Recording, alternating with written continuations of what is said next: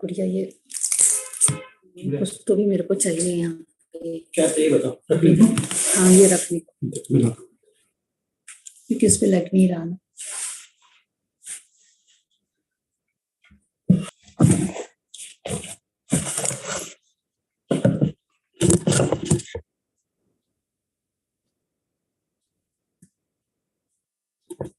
Video चालू नहीं हो रहा।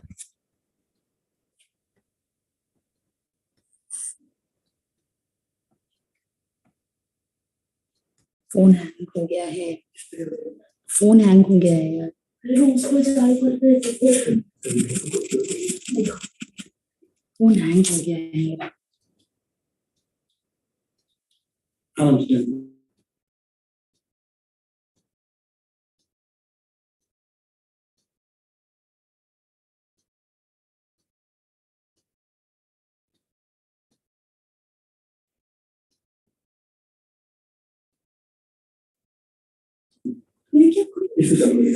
क्योंकि इस पे रहता नहीं।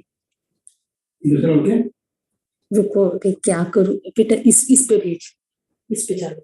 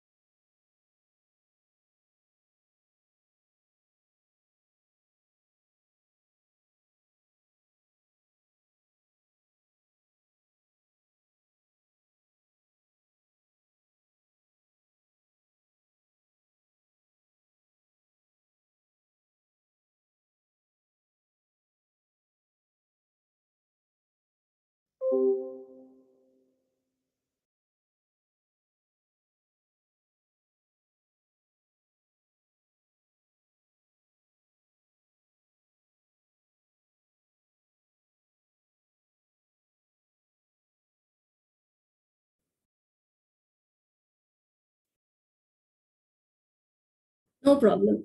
No problem. No problem. We understand. Yeah, yeah.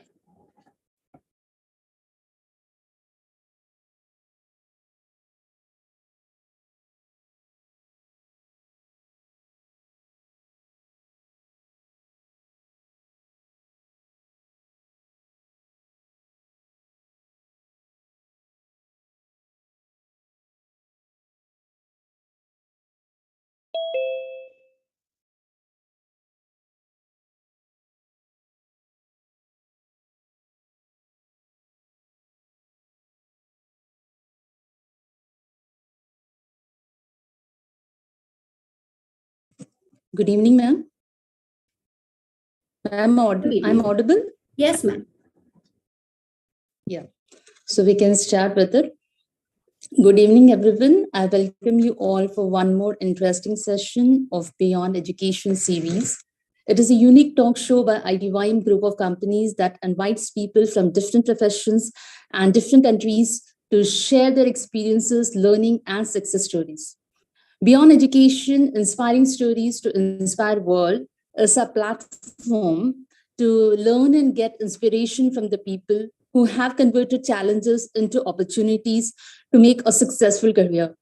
These are the people who have strived hard to lead a better life and provide equal opportunities for others to do so. I'm glad to welcome our guest speaker, Mrs. Naina Bidwar, who believes that holistic development of the student is the key to survive in the world. I welcome you, ma'am, for this show. Thank you so much. Before presenting to you the guest speaker, I take this opportunity to introduce her. Naina Bidwar, ma'am, she is an enthusiastic educator, trainer, and mentor. She's currently working as a coordinator and head of department English for a renowned school. She has around 10 years of experience in the education field, a convent, and for the past few years, she has her own startup. She has been working for her own startup, Renaissance Academia. This was in short about you, Naina ma'am, and let's start with the introduction, and I hope this is again going to be a very interesting interaction. Ma'am, firstly, because you are an educator in school and you have been working with so many different kind of schools, some different boards also. So, how was your journey as an educator? Uh, Good evening, first of all, everybody. The journey as an educator has been a roller coaster, I would say, because honestly speaking, I never, visioned to be an educator, first of all. I was more inclined towards, a corporate job or so. But, whatever is written in the destiny, or you don't know exactly what's lying in your future ahead. So, it was, I think I was in my grad college that time when I actually understood that what am I good at. So I was pursuing my BBA, and when I was teaching my fellow mates, my my friends that time, I understood that exactly that is my profession that I should pursue in future and move ahead with it. So that's how I became an educator, and then joining a school with IG board actually taught me a lot. IGCSE board, it taught me a lot, wherein it was not only restricted to a bookish knowledge. It was more about activity, it was more about communication, how you present in front of the students that particular text. Then moving on, because I am ICSC pass out, so when in ICSC, you don't get questions like straightforward questions, direct questions of the book. We get questions where you have to think a lot and then answer. Similarly, it is IGCSE also has the same similar kind of thing, wherein your hots are your strength in that board. So that's how gradually I moved ahead as an educator, and I received amazing mentor when I initiated my journey. So my mentors had a great role. So that's how I looked forward that one day, I'll also mentor somebody who can, later on pursue something in life. So that's how the education process started. That's wonderful, ma'am. And then you're also having a startup, Renaissance Academia. Yeah. So, how did this concept come in your mind? How did you start it? As we enter a school, a portal, we understand we are also restricted as a board, that we have to cater to a limited amount of students. You can't cater to maximum, because the number of students that are there in the school, you can only cater to them. There is limited amount of time. But then I understood the need of the hour also. We This academia that I had started is actually one of my friends idea. That person, he told me that you can start up, and you can help others a lot with that. So when I initially started, I understood where exactly the gap is. It's not about parents come and say, "Ki ma'am, teach literature now because my child doesn't know how to write an answer." I said it's not about how to write an answer. It's about whether the person is actually, because they're not having that vocabulary, I would say. The vocabulary is not there. That's why the answer is not there. It's not that the child has not understood the literature. So my major focus of the academia is how to improve the vocabulary, how to enhance the writing skills, and how to work on the grammar and day-to-day things in a child's life, rather than just focusing on the textual knowledge of that child. Yeah, very well said, ma'am. Rather than focusing on the textual knowledge. So, however, nowadays we have to focus on many other things as well. It is not just a classroom, not just the textbooks. We have to go beyond the textbook to teach the children. And because you're having the academy, which focuses on grammar skills, on English speaking skills. So, what are the different activities that you are conducting to improve the grammar skills and the English speaking skills of the students? All right, that's really very interesting, because not many people ask that questions. What will you do? They say just teach grammar to my child, and whatever books you need, I'll provide you that.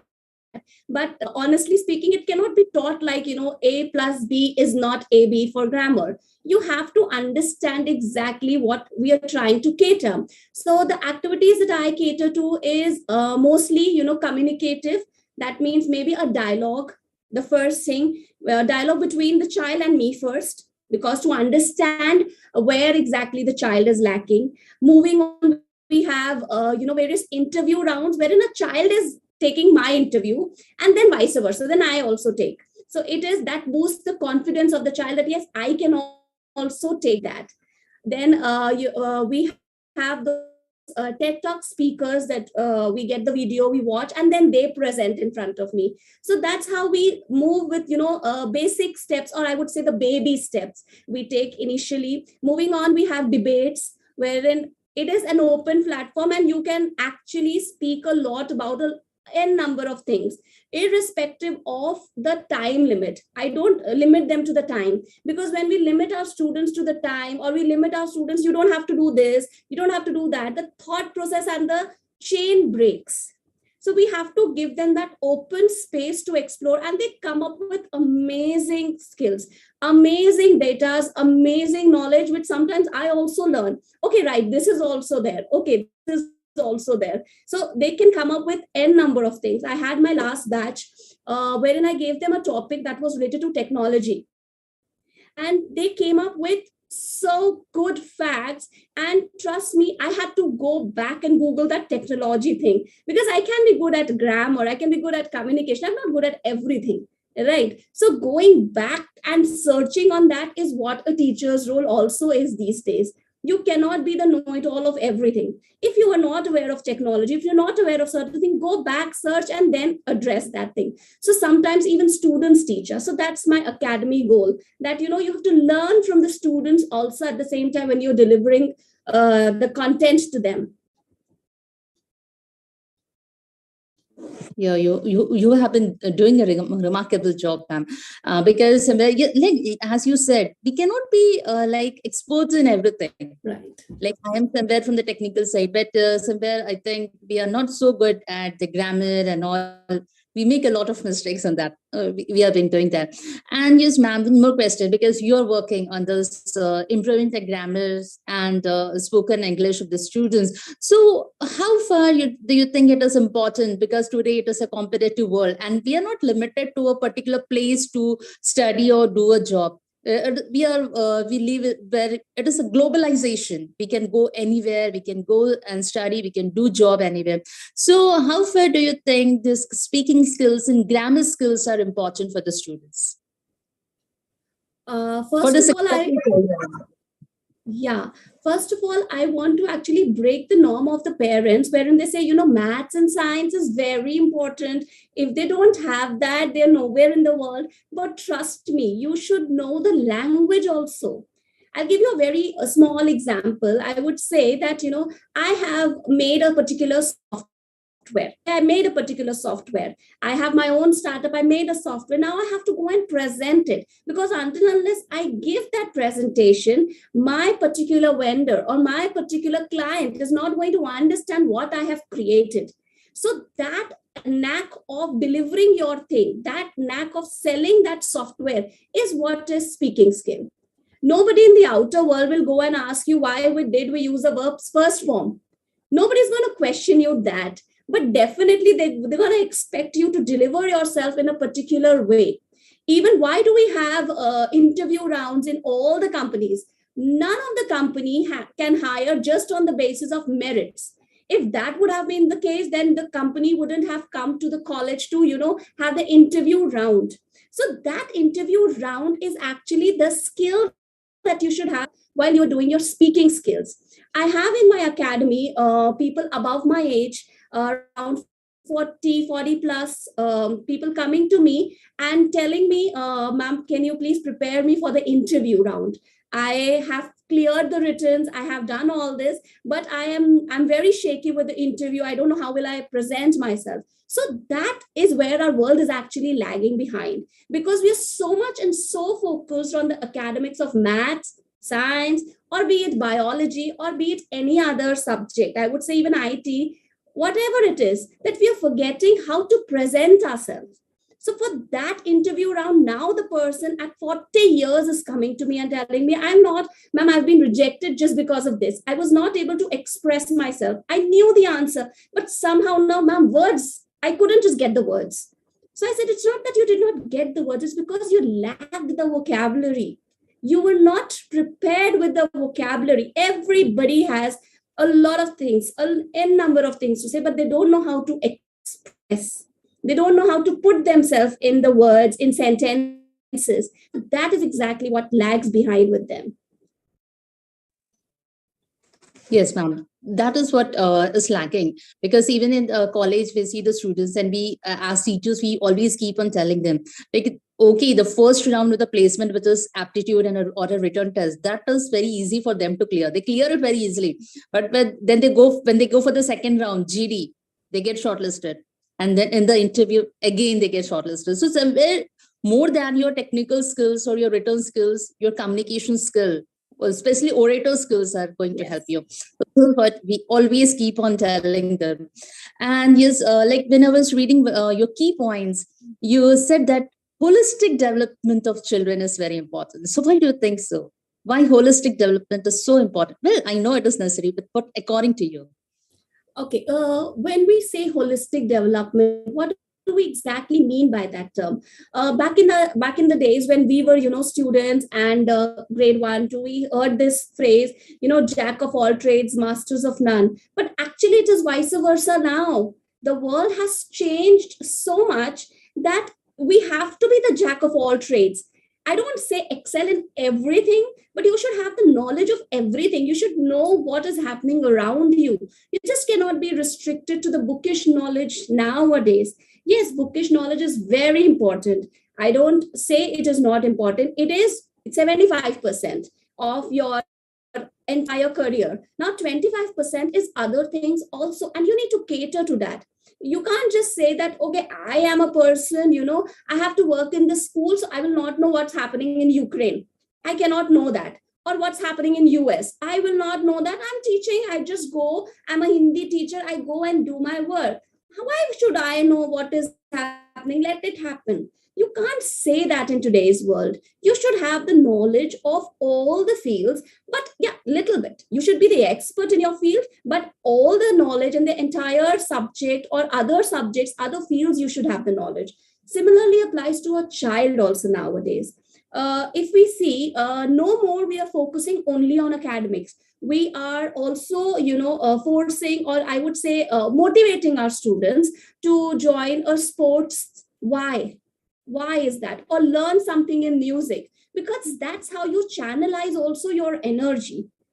It is not only if you keep on mugging up, yes, I can do this, I can do that. That is actually, we are not generating robots in the world, right? We're not generating robots. We have to have knowledge of all the things. If that would have been the case, if you have to generate robots, they can be plenty in number.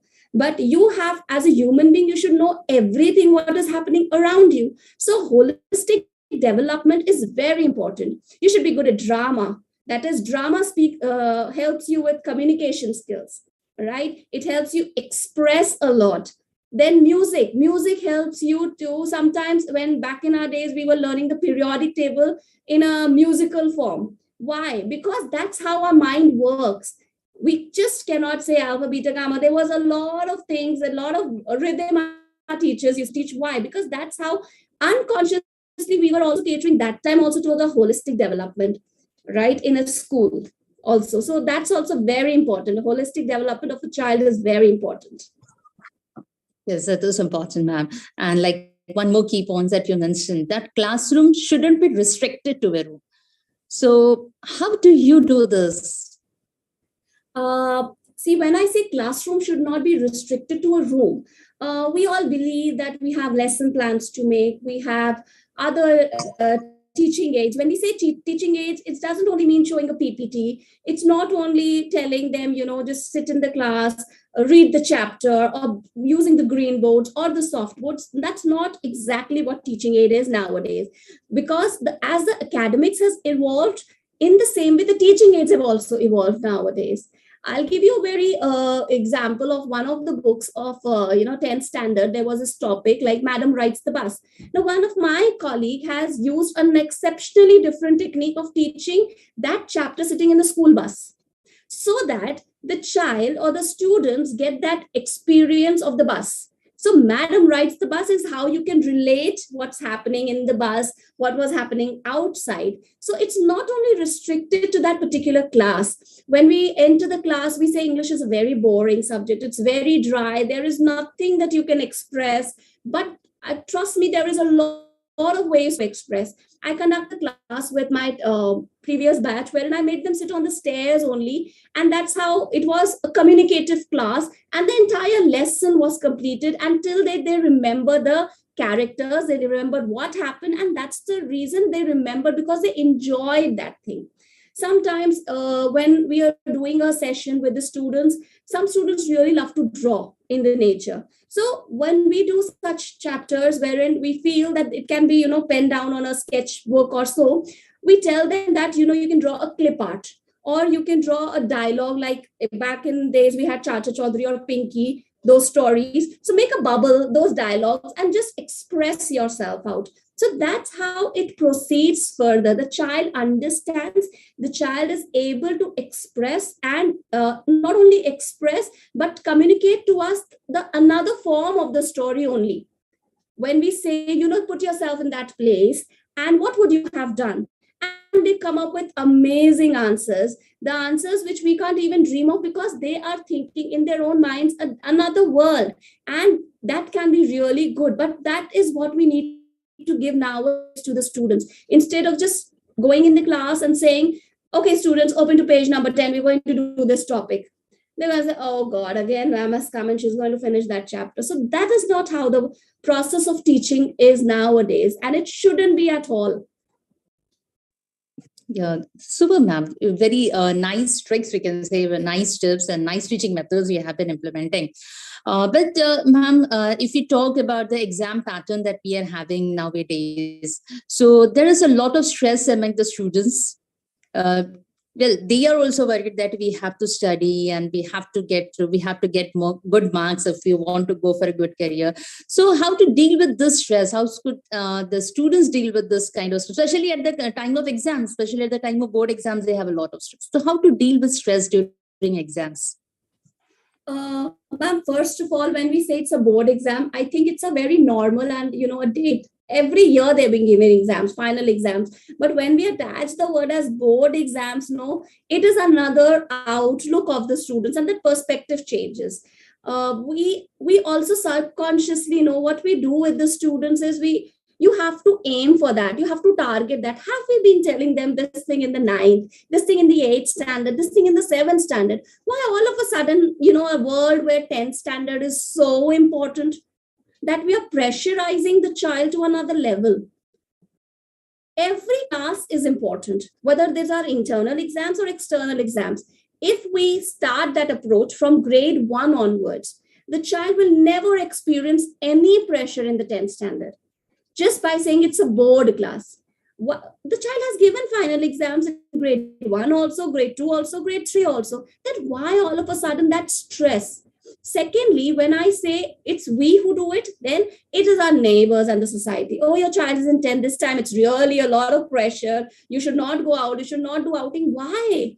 Why all of a sudden this taboo of, saying, don't go out. You're in 10th. You cannot go on outing. Please let the child live. Let the child breathe. It's very important for them to take out that stress. I can make a child sit 6 hours. He may not learn anything. But that same child, if the child's mind is fresh, the same particular thing the child can complete in an hour also. So it is how we cater to that. Then exactly coming back to the previous point only, that how we give them that particular chapter, how we explain them, that is also very important. If we say this chapter is very important, please pay attention. Immediately the child say, now this chapter I cannot learn, ma'am. Now this is an extremely, very difficult chapter. I cannot learn. This is out of my, boundaries. I cannot do that. So when we do these things, we are creating that pressure on the child. So instead of saying this chapter is difficult, I say this chapter is very easy. Or this chapter is, we can do it in a jiffy like this, and this is the way you can do it. Telling them different tricks instead of just telling them that there is a pressure. Tell them the trick to release that pressure also. There are a lot of internal exams that accompany with the board exams. How do we prepare ourselves? How do we work on those things? How do we manage those things? Because ultimately the goal is the child says, ma'am, we have to secure this much. And then it comes to the parents also, wherein the parents say, you study math, you study science, you study, for example, your second language. Okay, this IT you can leave. It's only a 50 marks paper. Why leave? That subject is equally important. You have to understand that. You can give some time at least to that subject instead of just opening a day before the exam and then say there's a lot of pressure. We, as students, we made this mistake. I made this mistake. Timetable banalo. This is a common thing. Timetable banalo, it is very simple.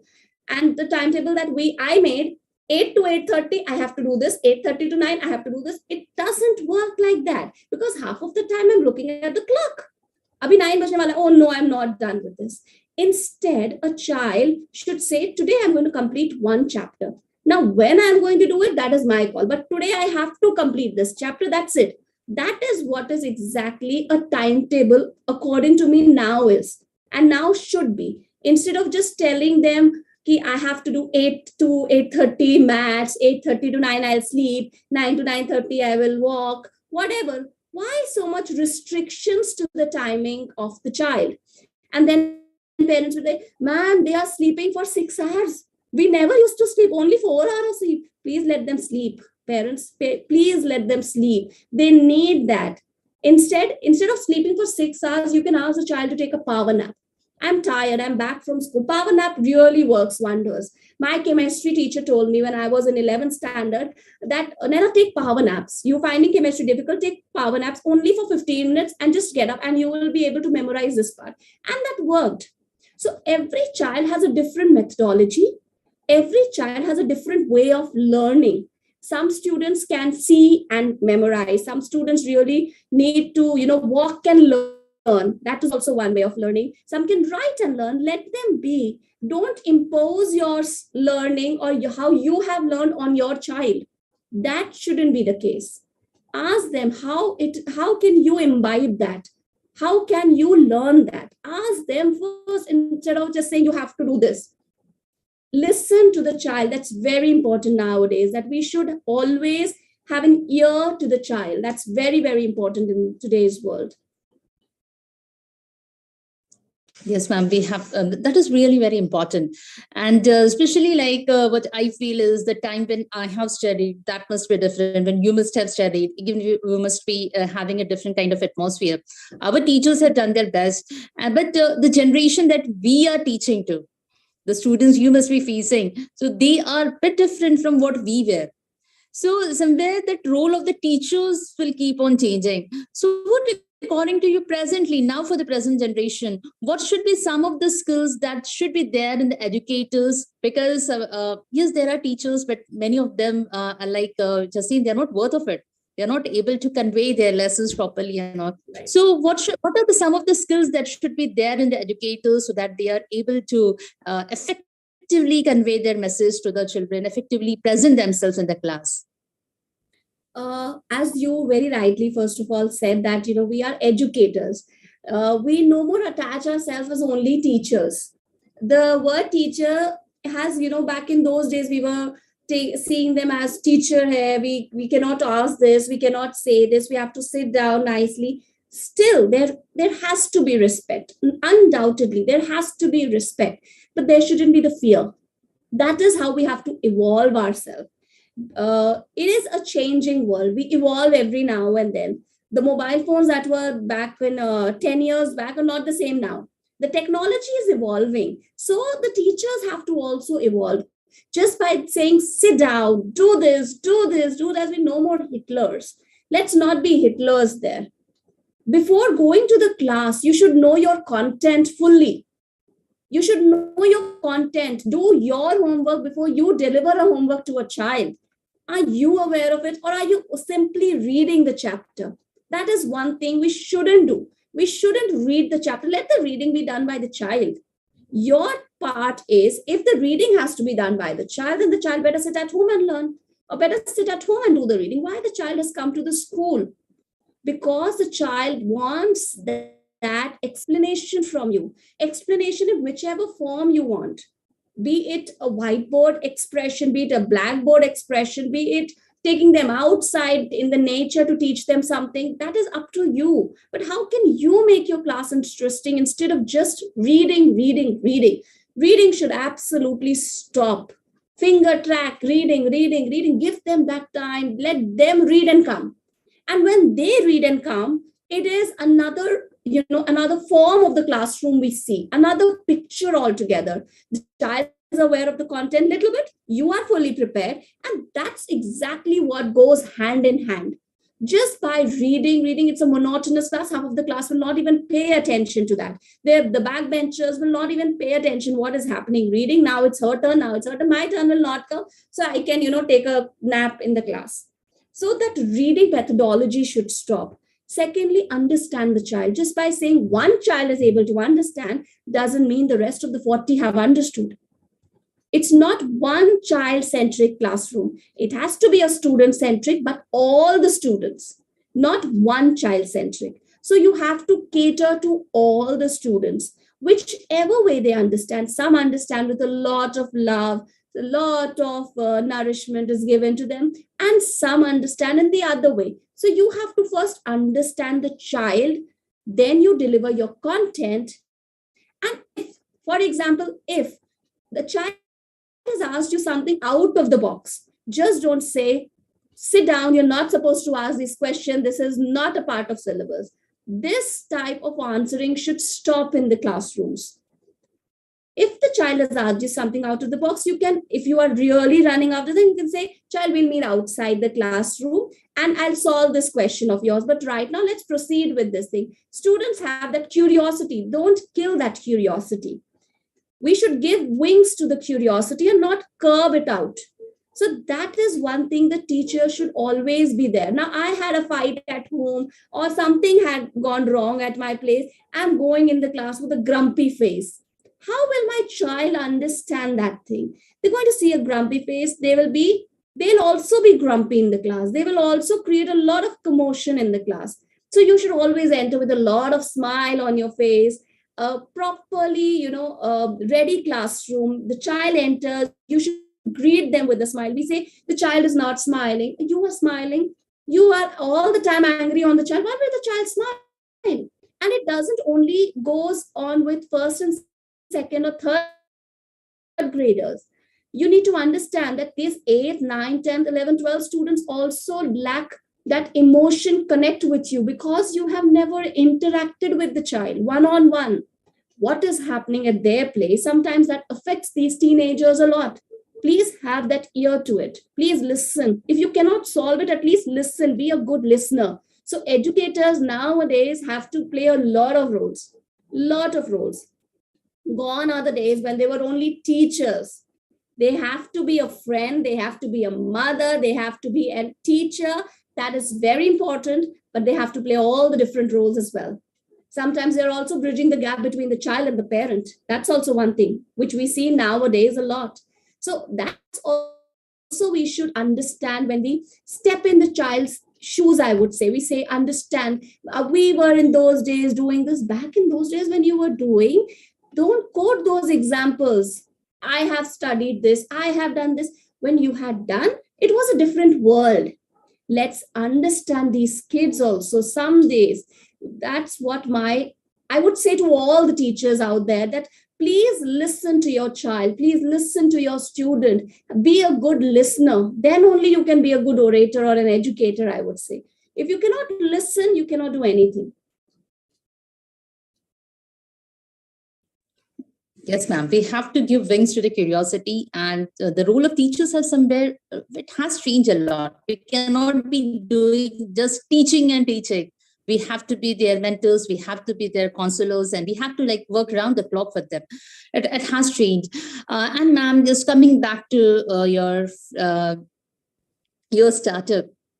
You are a teacher, and you also have a startup, Phoenix. Yeah.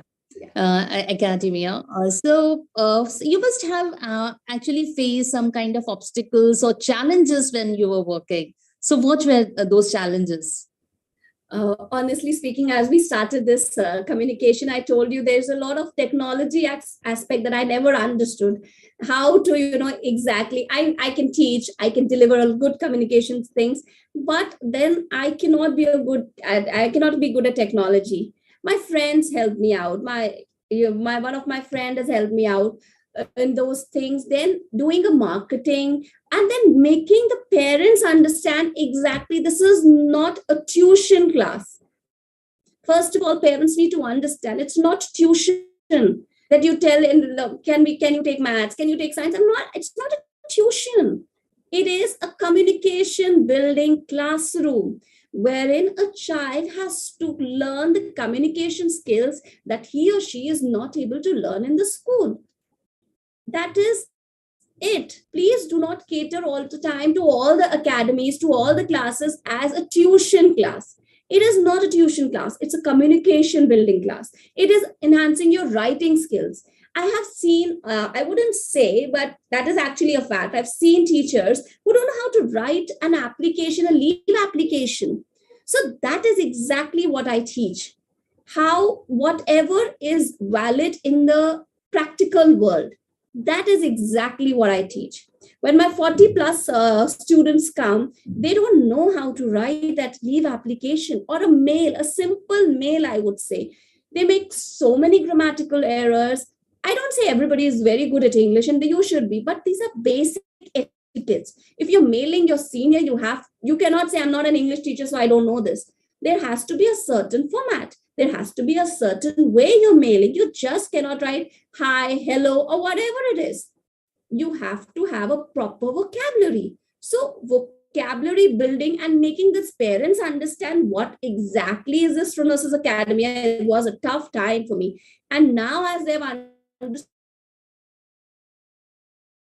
doing good with the students who are coming to you, grammar is on the right track. I don't expect you to teach nouns, verbs, adverbs, but the way the child has to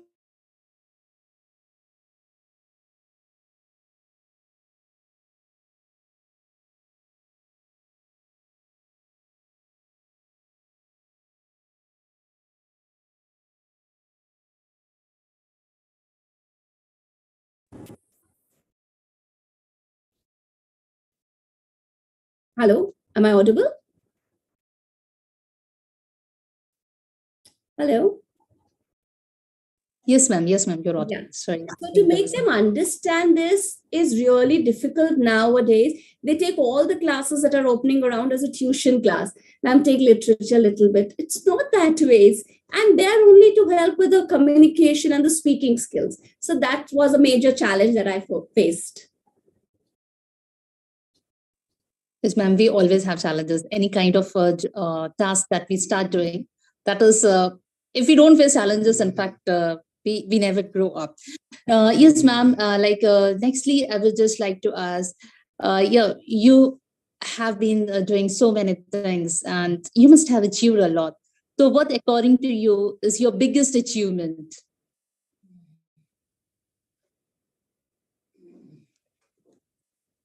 Ma'am, I'm audible.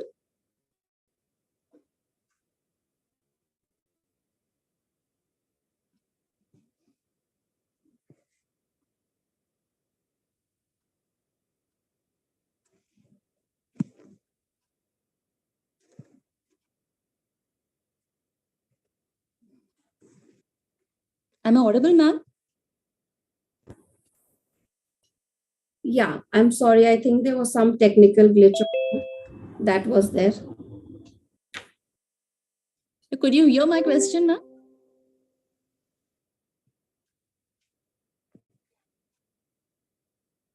Ma'am,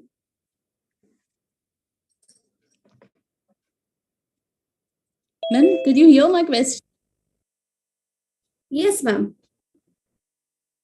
Please, can you please repeat your question once? Yeah, ma'am, I was asking what, according to you, what is your biggest achievement? According to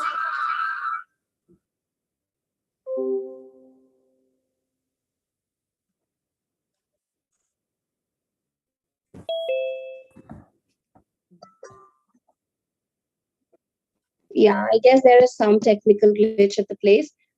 So according to me, the hello, am I audible, ma'am? Yes, ma'am, you're audible. Yeah. Yes. So according to me, my biggest achievement is when my child comes and says, "Ma'am, I've understood this topic completely, and I have whatever you," and the child has expressed him or herself in the best possible way. A person going out in the outer world and still remembers me after 10 years also. So the batch that I taught first still remembers me, still connects. So that is my biggest achievement. That is exactly what I love, what I adore about this profession, that the students of my first batch stay linked with me, and they still post, they still give me their poems, and they say, "Ma'am, please give your inputs." That is exactly what makes a teacher really proud. That's the achievement that we all want.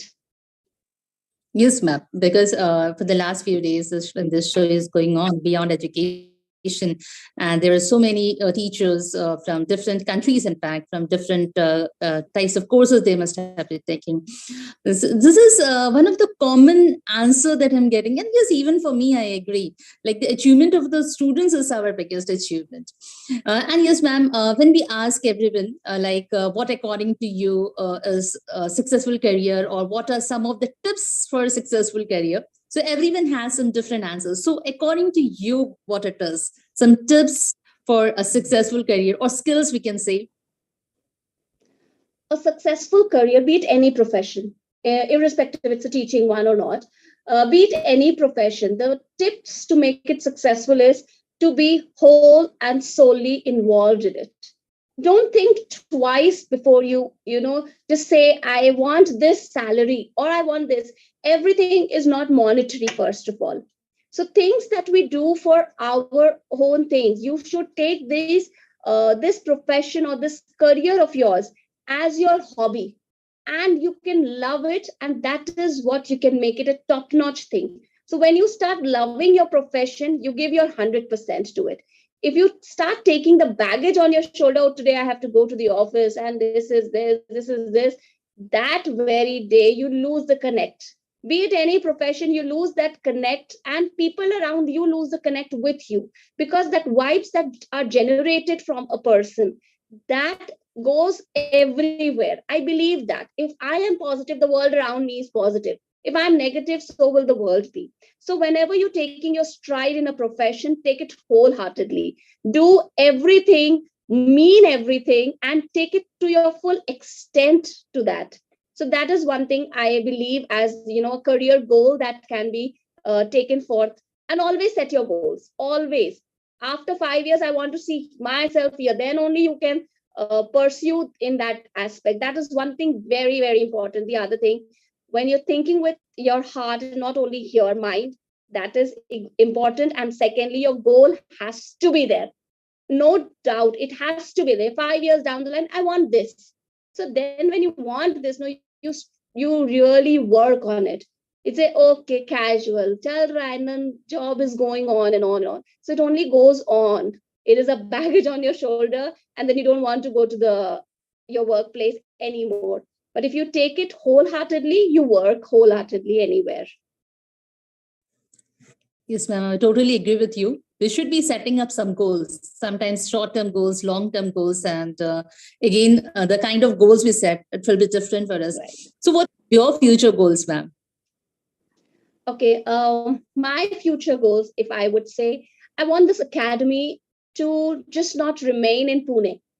It has to go at least in Maharashtra, or I would say we can cover North India also if I may become a little greedy there. But I actually want to help the maximum people I want. Still, I have people or I have students who connect with me from Kolkata, or I have students from Chennai who are there. They connected me through this Zoom call only, if I would say, through this channel of online when we were in the pandemic zone. But they're still connected with me. They're still there in my academy, and they still are working with me. Now, of course, not as a student, as my own employees, but they are connected with me. So exactly what I dream of, that it shouldn't be restricted to Pune itself.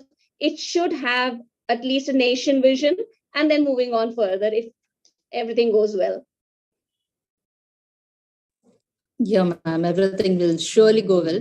And yes, as you said, right, that if we think of something, if we said something, okay, I have to do this, we will at least make a try. Might be, if you think that in next 5 years that is going to happen, might be it can take a longer period, some 2 or 3 years more, or what, but it will happen someday. That's what even I Definitely. believe. And yes, ma'am, who are your role models? Okay, my role models. If I start as in whenever you see your parents, of course, anybody's parents are their role models. But for me, I would say my dad is one person whom I really look up to. My dad is obviously now retired from his government job or so, but still he has that. His colleagues who are there in his office still have that respect for him. He goes to the office regularly, has his own place there. He was one of he got some award as a pan India something. So that respect is still there in that office, and having that in the government office is one thing that is not very all of the people are going to understand that. That is also one thing, that earning that respect that I've learned from my father. And then when what I just said was that you have to put your whole heart to it. So he had invested his whole heart to that government job also. That's why he got the pan India ranking. So that's what I would say, that he is my role model. Until date he is, right? But moving further in life, if I would say, I had my teacher of biology, Mrs. Sharma, I would say late Mrs. Sharma. She's no more between us, but she has taught me something which I never forget. It's one line of her. She told me that, Nana, if you have the knowledge, and knowledge is like a candle, you have to spread that light. If you're going to hold that candle in your hand and just say, okay, okay, okay, it shouldn't go off, it shouldn't go off, it will definitely go off. But with that candle, if you light everybody else's candle, it would be a bright lit room. So that message of hers still stays with me, and it's still staying with me. I really adore that message, that time that she gave, that spread the knowledge. Don't keep it to yourself if you have it. Some people are in a habit of hiding things. If I'll hide, no, that person will not know, that person will not be able to be successful. Please, the caliber is in you, not in that particular task that you have done. The caliber is in you, and not today, then after some time, the person or your heads are going to understand that. We have to understand this thing. If I write my name on a piece of paper and say that this job has been done by me, my bosses or in any world, the person understands what is the caliber of the person. So every time, it's not important for you to prove yourself. So just stop proving yourself all the time. That is also one thing which is very important. So I would say my mentor would be my biology teacher and my father. Yeah, superb, ma'am. It was really nice talking to you. And the title of our program, Beyond Education, Inspiring Stories to Inspire the World. So it was one more inspiring session, and we come to the end of the session. And due to some technical glitches at the starting of the session, I just forgot to mention one thing, that today is the first anniversary of IDYM India TV. And yes, you are on the anniversary episode. You're on the anniversary episode. Congratulations to you, ma'am. And it is the hard work of, yes, like be the speakers or the host, the people who are hosting the session, but more than that, the people who have been working behind the screen. Firstly, I would like to thank you for joining us as a speaker today. And then especially about IDYM team, like Ravi Shankar sir, who has been working like round the clock, we can say, and the team of IDYM.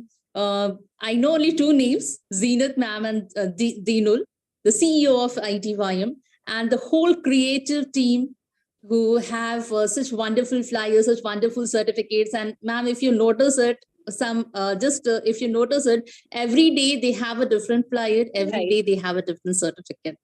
Designs never get repeated. So this is the hard work.